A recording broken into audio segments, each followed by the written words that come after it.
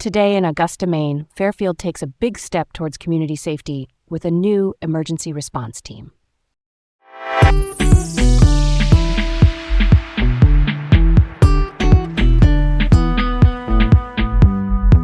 Hi, I'm Garrett. And I'm Leah. Welcome to Laid Back Local, the news of the day, with Leah and Garrett in Augusta, Maine. First up, Fairfield is establishing a community emergency response team. You know, these teams, or CERTs, are all about assisting first responders during emergencies. Training sessions are kicking off in January at the Fairfield Community Center. It's part of a federal grant to use the center as a warming and cooling shelter. CERT started in 1985 in Los Angeles, and now there are 3,200 local teams across the U.S. This effort really highlights the importance of local initiatives, especially as reliance on federal assistance decreases. That's pretty cool, right? Especially since, Maine doesn't have that many CERT teams. It's great to see Fairfield stepping up with community-driven safety measures. All right, let's switch to a more serious topic.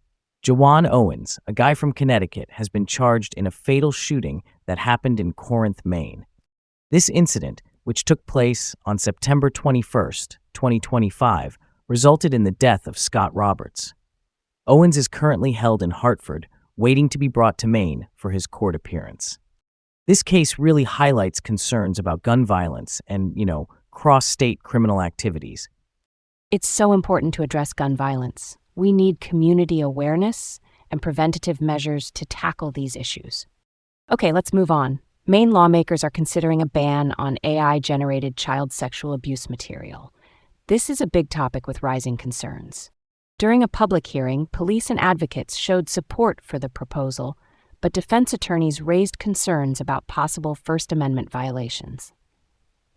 AI technology is advancing rapidly, and it's presenting new challenges for laws aimed at protecting children. I totally get the First Amendment concerns, but child safety has to be a priority. We need laws that keep up with tech advances. All right, let's roll on to Maine's refugee situation. The state is only resettling 50 refugees in 2026, which is a huge 95% decrease from the previous year.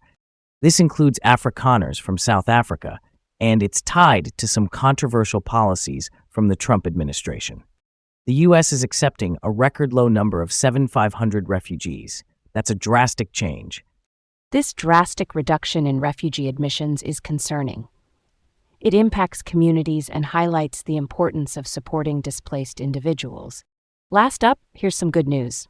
The U.S. Department of Labor has decided to reopen enrollment at Maine's Job Corps centers in Bangor and Limestone. These centers serve about 500 students and are important for local employment.